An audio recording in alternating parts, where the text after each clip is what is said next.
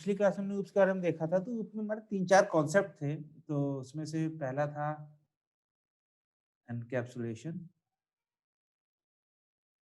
ठीक है। दूसरा होता है एब्स्ट्रैक्शन, मतलब ये होता है बाँधना, बाइंड, ये होता है हाइड। तीसरा होता था इनहेरिटेंस, ये हो जाता था टेक, क्या-क्या ले सकते हो। चौथा होता था पॉलीमॉर्फिज्म। ये कॉन्सेप्ट है, ये लैंग्वेज के ऊपर डिपेंडेंट नहीं है, ठीक है। अनलेस एंड अनटिल आज तक ये सब कॉन्सेप्ट थे। ये जो भी आपके पास ऑब्जेक्ट ओरिएंटेड प्रोग्रामिंग लैंग्वेज है, उसमें ऑब्जेक्ट काम करते थे। इनकैप्सुलेशन कैसे होता था? ये होता था हमारा क्लास बना के, क्योंकि क्लास में आप एट्रीब्यूट्स के मतलब उम, किसी टाइप के ऑब्जेक्ट्स के आप एट्रीब्यूट्स और उसका बिहेवियर दोनों रखते थे। तो उसको हम क्लास बनाकर उसे एक ही जगह पे मतलब बाइंड कर देते थे, कि ये एट्रीब्यूट्स और ये बिहेवियर एक पर्टिकुलर क्लास का है। दूसरा होता है एब्स्ट्रैक्शन।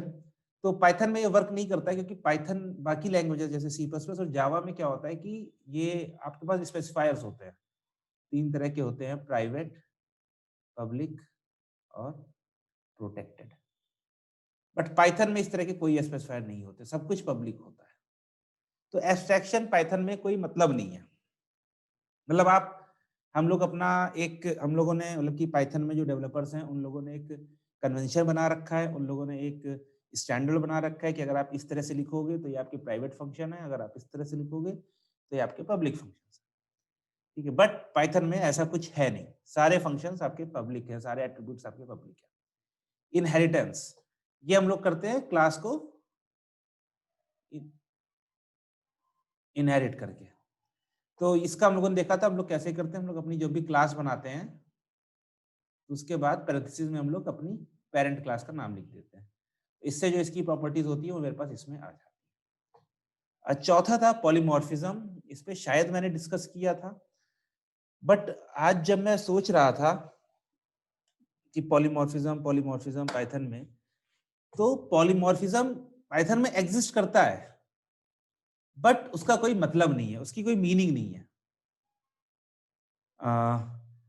तो इस पर हम लोग पॉलीमॉर्फिज्म के ऊपर हम लोग बात नहीं करेंगे। इसका मैं रीजन भी देता हूँ क्यों ऐसा हुआ है, क्यों ऐसा नहीं हुआ है।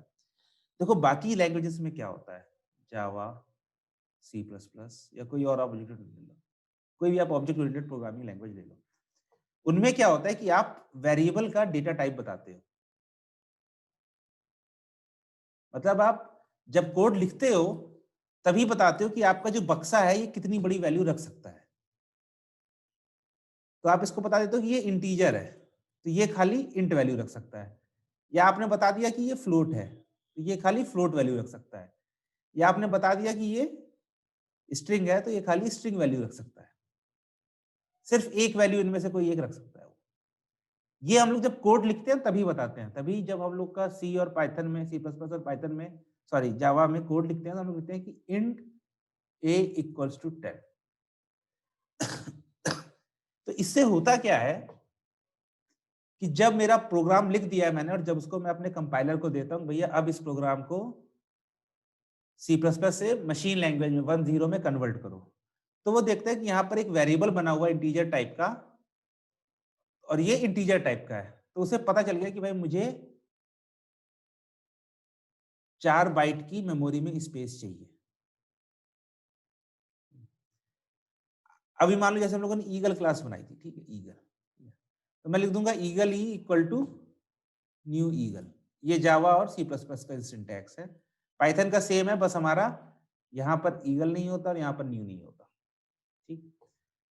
तो जब ये प्रोग्राम फिर से जब ये कंपाइल करने जाता है तो देखता है कि भैया यहाँ पर एक ईगल टाइप का ऑब्जेक्ट बनेगा, तो ईगल की मान लो कि इसको 100 बाइट लगती है, तो ये कहता है भैया इसके लिए 100 बाइट रिजर्व स्पेस को रिजर्व कर दो, ठीक। तो बाकी लैंग्वेजेस में क्या होता है कि हम लोग अपने वेरिएबल का डेटा टाइप बताते हैं। Variable has a data type, और होता पाइथन में भी है, क्योंकि हम लोगों ने देखा है जब हम लोग पाइथन में करते हैं तो हम लोग टाइप से देख सकते हैं कि उस वेरिएबल का डेटा टाइप क्या है। लेकिन हम लोग कभी बताते नहीं है। पाइथन में हम लोग कैसे लिखते हैं, हम लोग लिखते हैं a इक्वल्स टू 10। यहाँ पर कुछ होता ही नहीं है। पाइथन क्या करता है कि जब इस कोड को रन करता है तब देखता है अच्छा ये 10 है, इसको इस वेरिएबल में डालना है, तो कहता है ठीक है। जब मैं कोड रन कर रहा हूँ, रनिंग पे रन कोड कर रहा हूँ, तो भैया इस टाइप की वैल्यू के लिए इतनी स्पेस लगेगी, तो अब ए को मैं 2 बाइट दे दूंगा। या फिर मैंने लिखा E1 इक्वल्स टू ईगल, तो जब वो कोड कन्वर्ट होगा तब नहीं, जब ये कोड चलेगा तब कहेगा अच्छा ईगल है, ईगल के लिए 100 बाइट लगती है, तो मैं इसने 100 बाइट का स्पेस बनाकर E1 को दे दिया। तो ये एक मेन डिफरेंस है आपकी बाकी लैंग्वेजेस और पाइथन में। इस डिफरेंस को हम लोग कहते हैं स्टैटिकल, सॉरी, हाँ, स्टैटिकली टाइप्ड और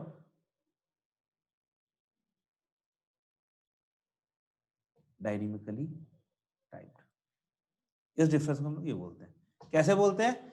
इसमें जाती है मेरे पास, जो मेरे पास लैंग्वेजेस होती हैं जैसे C++, जावा, ठीक है, या और कोई कंपाइल्ड लैंग्वेज होगी जो ऑब्जेक्ट ओरिएंटेड को सपोर्ट करती है, C#। डायनेमिकली टाइप्ड में मेरे पास होती हैं पाइथन, जावा स्क्रिप्ट। क्यों? इन सब में हम लोग अपना वेरिएबल का टाइप नहीं बताते, हम लोग कहते कहते ये वेरिएबल बना दो। जावा स्क्रिप्ट हम लोग हर जगह लिखते हैं where a equals to this, where a equals to Ashutosh, ठीक है। तो वहां पर भी हमारे पास कोई वेरिएबल का डेटा टाइप नहीं होता है, इंटरनली होता है, बट जो यूजर लिख रहा है उसके लिए नहीं होता है। तो जो स्टैटिकली टाइप्ड होती हैं जैसे C++, जावा, C#, ये सब जब प्रोग्राम, असल में प्रोग्राम की एक पूरी प्रोसेस होती है कि आपके पास ये टेक्स्ट फाइल होती है जिसमें अपना प्रोग्राम लिखा होता है, वो आप देते हो कंपाइलर को, फिर कंपाइलर इसको कंपाइल करता है, इसको बदलता है किसी लैंग्वेज में।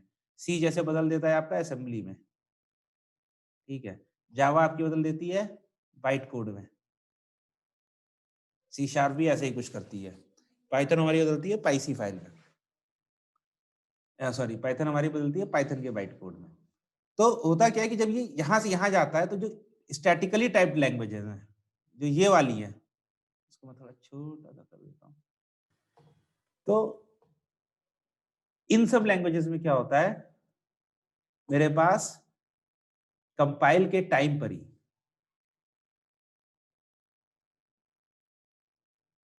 मेमोरी डिसाइड हो जाती है।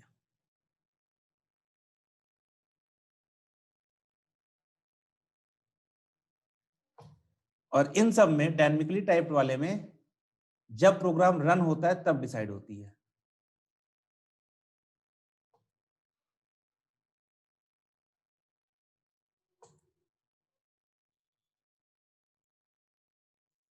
इससे हुआ क्या?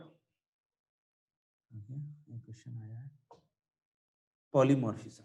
हाँ, तो पॉलीमॉर्फिज्म का जो मेन फंडा था, जो हम डिस्कस नहीं करेंगे, बट वो ऐसा था, पॉलीमॉर्फिज्म मतलब कि आपका C++, जावा में, इन सब में जो फंडा था वो क्या था कि कुछ वेरिएबल्स की, सम variables memory will be decided at run time, ठीक है। जब हम C++, जावा, C# की बात करते हैं तब ये चीज होती है हमारे पास। पॉलीमॉर्फिज्म में मतलब कि जो उसका क्रक्स, जो पूरी कहानी सुनाने के बाद जो उसका मेन पॉइंट आता था, वो आता था कि भैया रन टाइम बाइंडिंग या लेट बाइंडिंग या फिर रन टाइम मेमोरी एलोकेशन ये होगा, क्योंकि बाय प्रॉपर्टी, बाय नेचर ये सब लैंग्वेजेस आपकी कंपाइल टाइम पर ही मेमोरी डिसाइड कर लेती थी, लेकिन कुछ पर्टिकुलर केस में वो रन टाइम पे मेमोरी डिसाइड करती थी कि इस ऑब्जेक्ट को कितनी मेमोरी मिलेगी। ओके। अब ये होता था C# पर, जावा में। तो जब ये स्पेशल केस होता था, मतलब इन सब के केसेस में ये एक स्पेशल केस था, ये सब एक स्पेशल केस था। बट पाइथन में हमने क्या देखा है, पाइथन और जावास्क्रिप्ट में क्या देखा है, everything is run time allocated.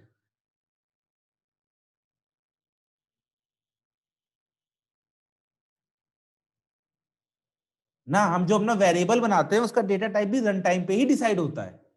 वो पहले से नहीं बता सकते उसके अंदर क्या वैल्यू रहेगी या क्या चीज नहीं रहेगी।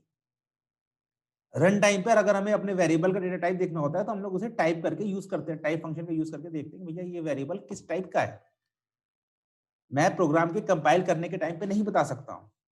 तो जब पाइथन जेएस में everything is run time allocated, और यहां पर ये स्पेशल केस था, यहां पर ये स्पेशल केस था, तब हम लोग पॉलीमॉर्फिज्म की बात करते थे। यहां पर तो सब कुछ ही रन टाइम पर है। तो पॉलीमॉर्फिज्म का मतलब कि ऐसा कोई अलग से कॉन्सेप्ट नहीं है भैया, वो पाइथन में मतलब कि इनबिल्ट ही है। कैसे है कि भैया everything is run time allocated, या कहीं पर अगर आप लोग वर्ड पढ़ोगे पॉलिटिशियन का तो उसे कहते हैं लेट बाइंडिंग। लेट बाइंडिंग क्या होता है कि जब आपका प्रोग्राम रन कर रहा है तब आपको पता चल रहा है उसके अंदर किस टाइप का ऑब्जेक्ट है, किस टाइप की वैल्यू है। तो इसीलिए मतलब पॉलीमॉर्फिज्म पॉलीमॉर्फिज्म मैंने बोला कि बचा हुआ है। बट आज मैं सोच रहा था यार पॉलीमॉर्फिज्म का तो कॉन्सेप्ट मतलब ही नहीं बनता है कुछ पाइथन में। वो इसीलिए नहीं बनता है क्योंकि जो पॉलीमॉर्फिज्म का कॉन्सेप्ट आता है वो आता है आपका लेट बाइंडिंग और रन टाइम से। जो बाकी लैंग्वेजेस में एक स्पेशल केस होता है वो हमारे में जनरल केस है। तो स्पेशल केस का कोई मतलब ही नहीं है। तो अब आप अब देखो, अब इस पे जैसे जो बीटेक कर रहे हैं उनके लिए बता रहा हूँ कि अगर इंटरव्यू में आप बोल लेंगे ये पॉलीमॉर्फिज्म क्या होता है, तो पॉलीमॉर्फिज्म अब बाकी लैंग्वेज में जो पढ़ेंगे वो पढ़ेंगे, ठीक है, बट पाइथन में पॉलीमॉर्फिज्म का कोई ऐसा कॉन्सेप्ट नहीं है क्योंकि everything is run time binded. अब अगर आप इस लेवल पर बताओगे या फिर पूछेगा पॉलीमॉर्फिज्म क्या होता है, तो आप बताओगे कि भैया एक सेम नेम मल्टीपल यूसेज, तो वो एक जेनरिक हो गया। बट अगर आप इस डिटेल पर जाओगे कि भाई पॉलीमॉर्फिज्म में मतलब पाइथन में पॉलीमॉर्फिज्म का मतलब क्यों नहीं है और जावा और सी प्लस प्लस में है, तो ये चीज कैसे होती तो मतलब कि तो उसे समझ में आएगा भाई तुम्हें पता ही पॉलीमॉर्फिज्म होता क्या है। तो पहले ये कॉन्सेप्ट समझ में आना चाहिए कि हम पॉलीमॉर्फिज्म, ये चार कॉन्सेप्ट की हम बात करते हैं, तो उसमें से पॉलीमॉर्फिज्म तो पाइथन में मतलब बाय डिफॉल्ट है। लेट बाइंडिंग का जो कॉन्सेप्ट है वो बाय डिफॉल्ट है, ठीक है। इनहेरिटेंस हमने देखा है, इनकैप्सुलेशन हमने देखा है। अब एक बचता है एब्स्ट्रैक्शन। एब्स्ट्रैक्शन क्या होता है? एब्स्ट्रैक्शन क्या होता था कि बाकी लैंग्वेजेस में आप सेक्टर्स डिवाइड कर लेते थे, ठीक है। ये हो जाता था प्राइवेट, ये हो जाता था पब्लिक, और ये हो जाता था प्रोटेक्टेड। जब आप क्लास बनाते थे तो जब आप क्लास बनाते थे तो ये तीन सेक्टर्स अपनी क्लास के ऑब्जेक्ट डिवाइड कर लेते थे। यहां पर आपके वेरिएबल और मेथड दोनों हो सकते हैं, ठीक है। वेरिएबल और मेथड दोनों हो सकते थे। अब इसका कॉन्सेप्ट क्या था कि प्राइवेट मेथड कि प्राइवेट थिंग्स, ये प्राइवेट है इस क्लास की, तो इनका होता है कि these can be used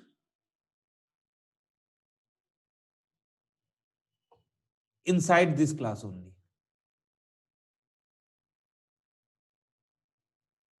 class मतलब अगर आपने जैसे ईगल में आपने उसका विंग स्पैन बनाया था ना, तो अगर आप विंग स्पैन को आप प्राइवेट करते हो तो आप बाहर से उसको नहीं कॉल कर सकते, खाली जो उसके मेथड है वही मेथड खाली इस वेरिएबल को यूज कर सकते हैं। जो भी उस क्लास के जो भी मेथड होंगे, तीनों में से कोई भी, तीनों में से कोई भी है वो इस वेरिएबल को यूज कर सकते थे, ठीक है। और कोई नहीं कर सकता है उसको, आप इस क्लास के बाहर यूज ही नहीं कर सकते। एग्जाम्पल के तौर पर कि अगर आपने विंग स्पैन को प्राइवेट बना दिया तो आपने जैसे लिखा even equal to new eagle, ठीक है, तो आप इवन डॉट विंग स्पैन नहीं लिख सकते थे। क्यों? क्योंकि इसको अब आप इस क्लास के बाहर यूज कर रहे हो, इस ऑब्जेक्ट के, आप इस ऑब्जेक्ट से डायरेक्टली एक्सेस कर रहे हो। बट ये प्राइवेट है, प्राइवेट मतलब दिखेगा नहीं, इसको ये चीज दिखती नहीं।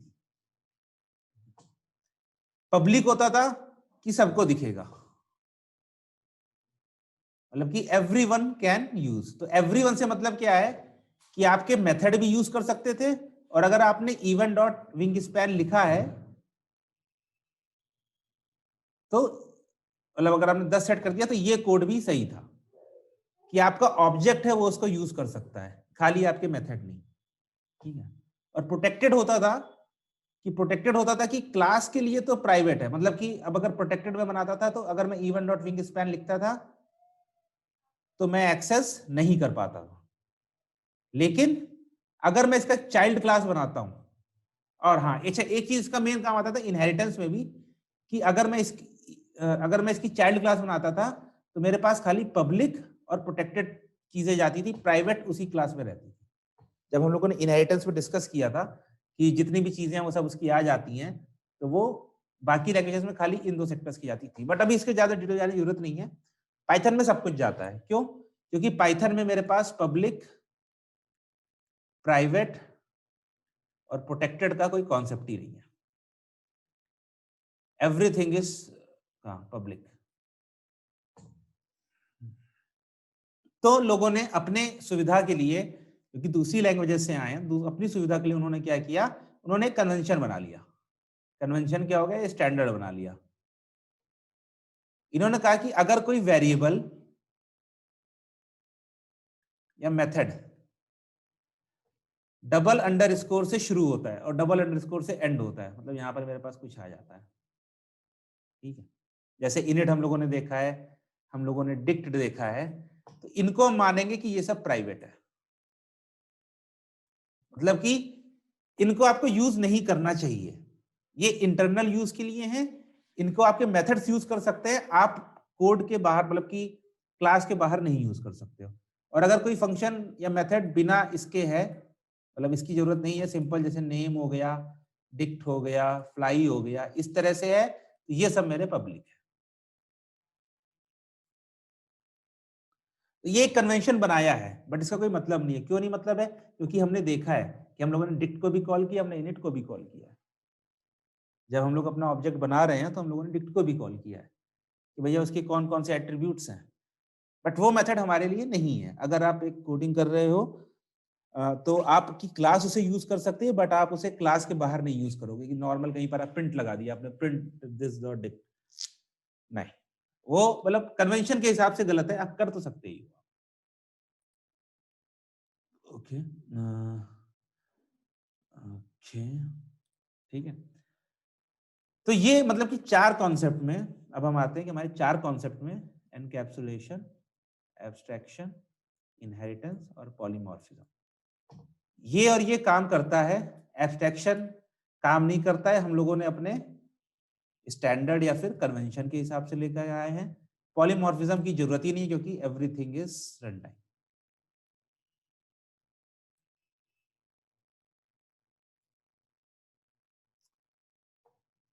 तो 4 कॉन्सेप्ट में हमारे पास 2 तो है, बाकी एक काम नहीं करता है और एक की हमें जरूरत नहीं है।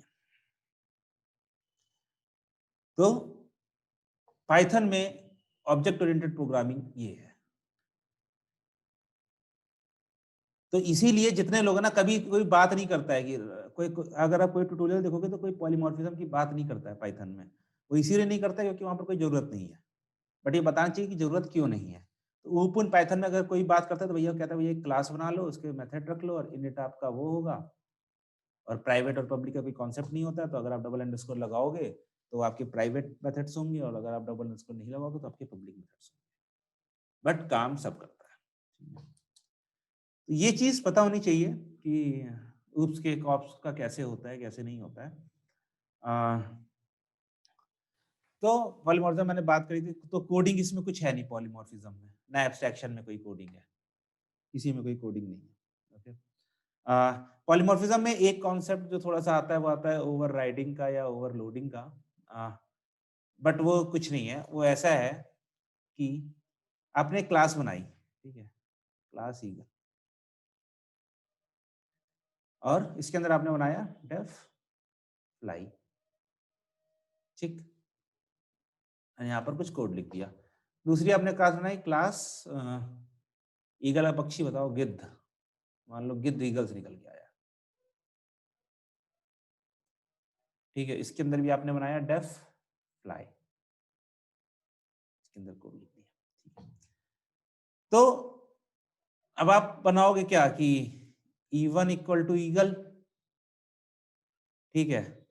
तो आप लिखोगे E1 डॉट फ्लाई, तो कौन सा फ्लाई चलेगा? ये वाला चलेगा। आप बनाओगे E2 equals to sorry G1 equal to गिद्ध और आप करोगे G1 डॉट फ्लाई, तो कौन सा कोड चलेगा? ये वाला कोड चलेगा। पॉलीमॉर्फिज्म या ओवरराइडिंग में क्या होता था, क्योंकि हम यहाँ पर वेरिएबल चेंज कर सकते थे, तो हम लिखते थे कि ईगल E1 इक्वल टू गिद्ध,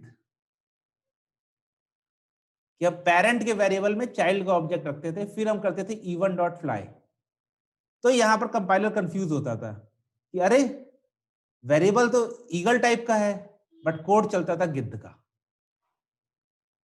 इसलिए यहां पर मजा आती थी, बट यहां पर वेरिएबल ही नहीं है, तो मजा ही नहीं आती, पॉलीमॉर्फिज्म कुछ चलता ही नहीं है। मतलब पॉलीमॉर्फिज्म ऐसे ही चलता है आपका रन टाइम पे। तो ओवरराइडिंग ओवरलोडिंग ये सब सेम चीज है। ओवरलोडिंग को तो मैं मानता भी नहीं हूँ।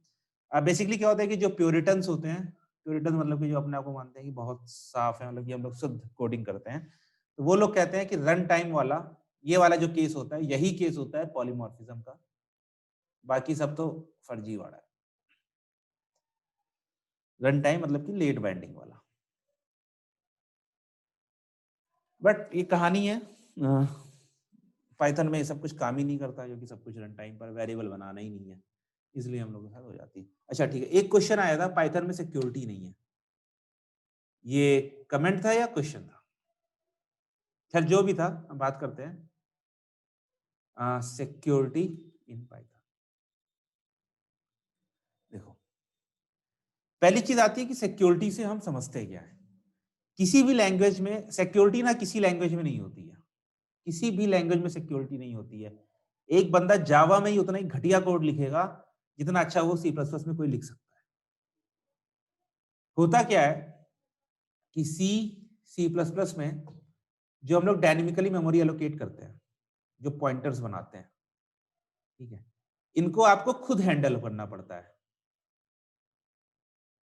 कि आपने अगर मेमोरी कहीं पर ली है तो आप ही को इसको छुड़ाना पड़ेगा, नहीं तो प्रोग्राम में दिक्कत आती है। इस वजह से क्या होता है कि कई बार हम लोग मेमोरी लेते हैं उसको, और वो मेमोरी कहीं बाहर की मेमोरी भी एक्सेस कर सकता है। जावा में क्या होता है कि आपको मेमोरी बनाने की जरूरत नहीं, वो अपने आप मेमोरी बनाता है, अपने आप मेमोरी हटाता है। इसीलिए जावा और पाइथन इन सब में एक कॉन्सेप्ट आता है गार्बेज कलेक्टर का, जो सी और C++ में नहीं था। ये क्या करता है कि अगर आपने मेमोरी बनाई है और उसका यूज खत्म हो गया है तो ये इसको फ्री कर देगा। सी और C++ ये काम नहीं करती। जावा, पाइथन और जो नई लैंग्वेजेस है वो सब ये करती हैं। तो लोगों में ये सिक्योरिटी का डर था कि उनका प्रोग्राम अपनी मेमोरी कहीं किसी को और को दे सकता है, या फिर ये किसी और की मेमोरी एक्सेस कर सकता है। जो हम लोग मेनली जो हैकिंग वाले टूल्स में देखते हैं कि ये लोग यही काम करते हैं कि आप किसी ऐसे प्रोग्राम की मेमोरी यूज करते हो जो जिसकी आपको एक्सेस नहीं है। ठीक है। अब जावा में क्या हुआ भैया कि मेमोरी एलोकेट हुई तो गार्बेज कलेक्टर उसे हटा ही देगा। तो आप तो लोगों ने सोचा कि ये सिक्योरिटी हो गई। ये सिक्योरिटी इस तरह से हुई कि हाँ कि ठीक है, तुम्हारे पास अब कोई फ्री की मेमोरी कहीं पड़ी नहीं हुई है, बट जब आप कोई वेब एप्लीकेशन बनाओगे तो उसकी सिक्योरिटी आप अलग तरीके से देखोगे। उसकी सिक्योरिटी आप कैसे देखोगे? जैसे मैं कोई एक वेब एप्लीकेशन बनाता हूँ, तो मेरे पास आया कि भाई एक फॉर्म बना हुआ है, ये यूजर नेम है, ये पासवर्ड है और ये सबमिट बटन है। अब मैंने यहाँ पर अपना यूजर नेम डाला, यहाँ पर अपना पासवर्ड डाला। तो जो घटिया डिजाइनर है वो क्या करेगा, जैसे यहाँ पर मेरे पास यूजर नेम आ गया, यहाँ पर मेरे पास पासवर्ड आ गया। जो घटिया डिजाइनर होता है वो क्या करता है, वो कहता है भैया कि सेलेक्ट, ये वेब से जाता है, फिर वो डेटाबेस में एक एसक्यूएल की क्वेरी रन होती है, तो वो लिखता है कि select asterisk from users where user name equals to, मतलब कि ये जो भी एक्स है, and password equal to Y. अब वो कोड ऐसे लिखता है।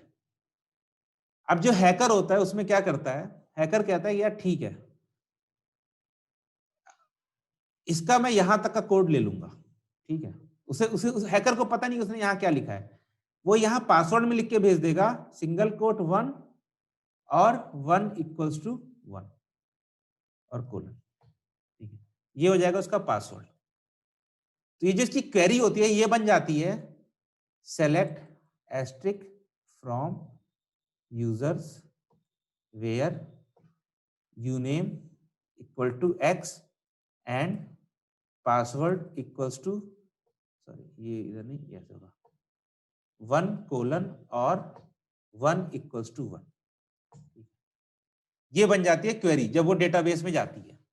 तो डेटाबेस देखता है कि भैया या तो ये निकाल दो जहां पर यूजर नेम ये हो और पासवर्ड 1 हो, या फिर 1 = 1 ये और देखता।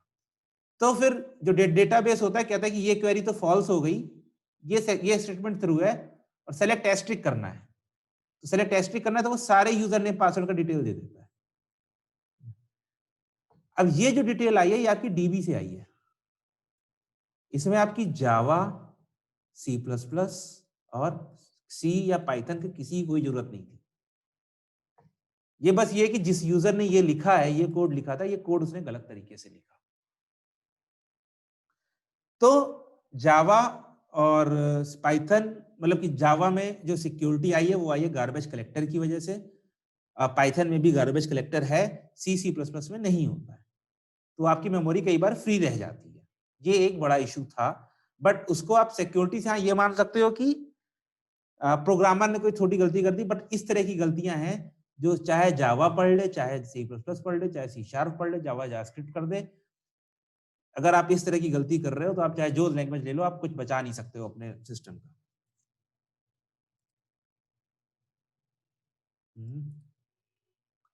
तो इसलिए आप ये बोल सकते हो कि सिक्योरिटी, बट सिक्योरिटी के बाद बताओ कि भाई सिक्योरिटी क्यों? गार्बेज कलेक्टर की वजह से। जानते हो C++ आपकी 1980s में आ गई थी, शायद 83 या 84 में आ गई थी। और लोगों ने तूफान मचा दिया था कि C++ अब सोचने का तरीका चेंज कर देगी, क्योंकि अब लोग ऑब्जेक्ट ओरिएंटेड प्रोग्रामिंग में सोचेंगे। बट हम लोगों ने चीज डिस्कस की कि ऐसा हुआ नहीं। ऑब्जेक्ट ओरिएंटेड प्रोग्रामिंग ने दुनिया नहीं बदली, दुनिया बदली है गार्बेज कलेक्टर ने। जावा का सबसे बड़ा फीचर था garbage collector. Object oriented programming तो C++ में भी थी, और गार्बेज कलेक्टर हमारे पास पाइथन में भी है।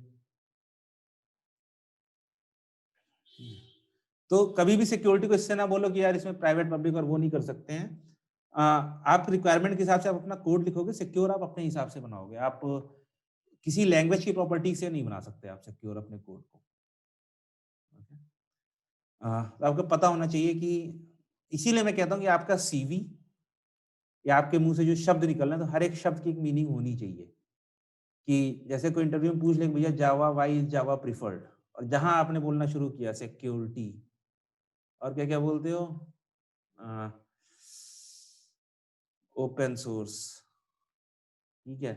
तीसरा एक लोग बोलते हैं कि run once, sorry write once, run run everywhere. Everywhere, हाँ, रन एवरीवेयर। अब इसका एक एक शब्द क्यों राइट वंस और रन एवरीवेयर है? तो इसमें लोग बोलते हैं कि मैं कोड यहाँ पर लिखता हूँ, मैं किसी दूसरी मशीन पे चला सकता हूँ। तो ये काम तो तुम C++ में भी कर सकते हो, सी में भी कर सकते हो।